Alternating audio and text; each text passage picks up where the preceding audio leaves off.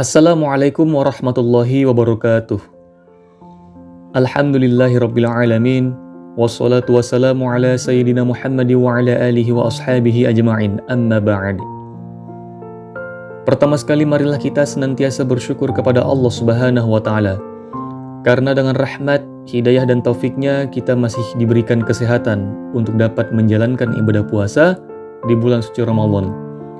Salawat berangkaikan salam kepada junjungan Nabiullah Muhammad sallallahu alaihi wasallam, kepada keluarganya, sahabatnya dan pengikutnya. Semoga kita mendapatkan syafaat beliau di yaumil akhir.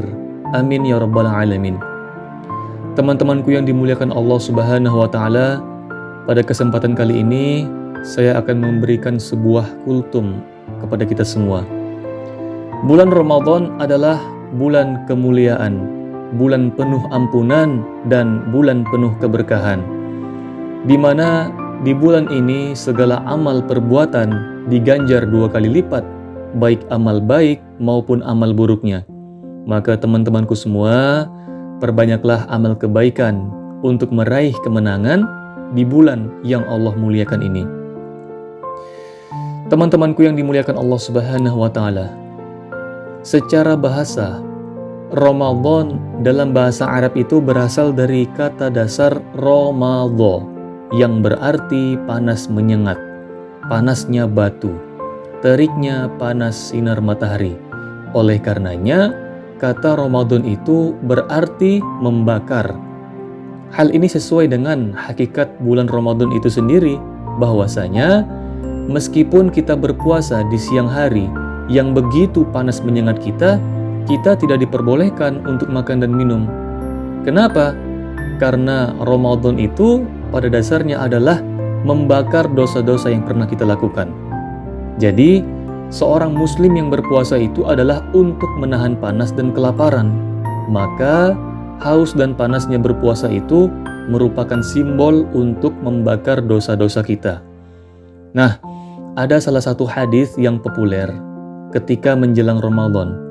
Hadis keutamaan orang yang berpuasa, yang bahkan tidurnya pun berstatus ibadah. Bunyi hadisnya seperti ini: Naumus siyami ibadah, wa sumtuhu tasbih, wa amaluhu mudha'af, wa du'auhu mustajab, wa dzambuhu maghfur. Yang artinya, tidurnya orang yang berpuasa itu adalah ibadah, diamnya adalah tasbih, amal ibadahnya dilipat gandakan, doanya dikabulkan, dan dosanya diampuni. Teman-temanku yang dimuliakan Allah Subhanahu wa taala, hadis yang baru saja dibacakan itu sering sekali dipolitisasi oleh sebagian besar masyarakat kita sebagai pembenaran untuk bersikap malas-malasan, dan banyak yang tidur saat menjalani ibadah puasa di bulan suci Ramadan. Padahal pemikiran yang seperti ini tentu saja keliru. Sebab salah satu adab dalam menjalankan ibadah puasa adalah dengan tidak memperbanyak tidur pada saat siang hari. Dan Imam Al-Ghazali juga menjelaskan dalam kitabnya Ihya Ulumuddin juz 1 halaman 246, yang artinya sebagian dari tata krama puasa itu adalah dengan tidak memperbanyak tidur pada saat siang hari, hingga seseorang tersebut merasakan lapar dan haus dan merasakan lemahnya kekuatan. Maka dengan demikian, hatinya akan menjadi jernih.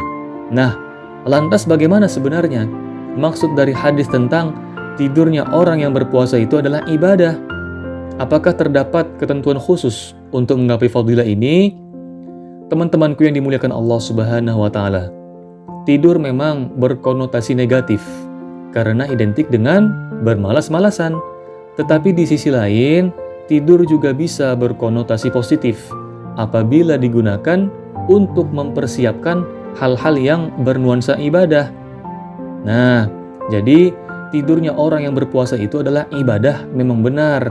Tapi maksud dari tidurnya yang bernilai ibadah itu adalah kalau seseorang yang berpuasa itu tidak kuat melawan hawa nafsunya, tidak bisa menjaga ucapannya, tidak bisa menjaga perbuatannya, tidak bisa menjaga pandangannya, tidak bisa menahan diri dari hal-hal yang dapat menimbulkan kemaksiatan ataupun kemudorotan yang pada akhirnya dapat membatalkan puasa.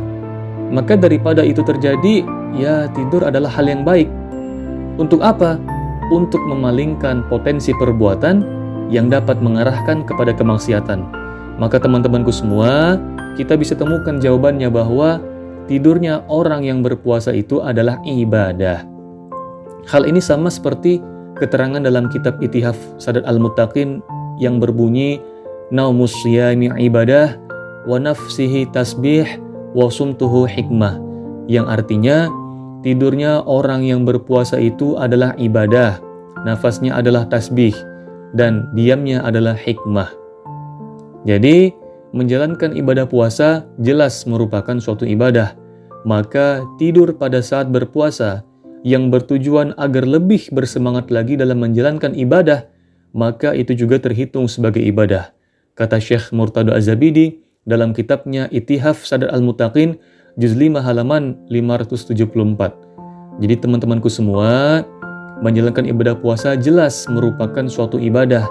Maka tidur pada saat berpuasa yang bertujuan agar lebih bersemangat lagi dalam menjalankan ibadah, maka itu juga termasuk sebagai ibadah. Tapi teman-teman, itu semua tidak berlaku tak kala seseorang itu mengotori puasanya dengan melakukan perbuatan maksiat, misalnya menggunjing orang lain. Maka dalam keadaan demikian, tidur pada saat berpuasa sudah tidak lagi bernilai ibadah. Jadi, orang yang berpuasa namun masih saja melakukan perbuatan maksiat dalam puasanya itu, maka dia tidak lagi mendapatkan fadilah ataupun keutamaan seperti yang ada di dalam hadis, tidurnya orang yang berpuasa itu adalah ibadah. Karena tidur yang dia lakukan itu bukan sebagai penunjang untuk melaksanakan suatu ibadah.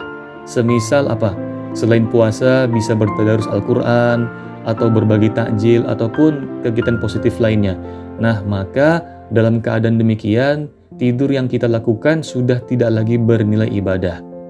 Alhasil, tidur yang dikatakan ibadah apabila dia sudah memenuhi dua kriteria. Yang pertama, tidur yang dilakukan itu bukan dimaksud untuk bermalas-malasan, tetapi agar lebih bersemangat lagi dalam menjalankan ibadah puasa. Dan yang kedua, tidak mencampuri urusan ibadah puasanya dengan melakukan perbuatan maksiat. Ya, teman-temanku yang dimuliakan Allah Subhanahu wa taala, semoga amal ibadah puasa kita diterima oleh Allah Subhanahu wa taala. Demikian saja ini yang bisa saya sampaikan, lebih dan kurang mohon maaf. Billahi wa taufiq. Assalamualaikum warahmatullahi wabarakatuh.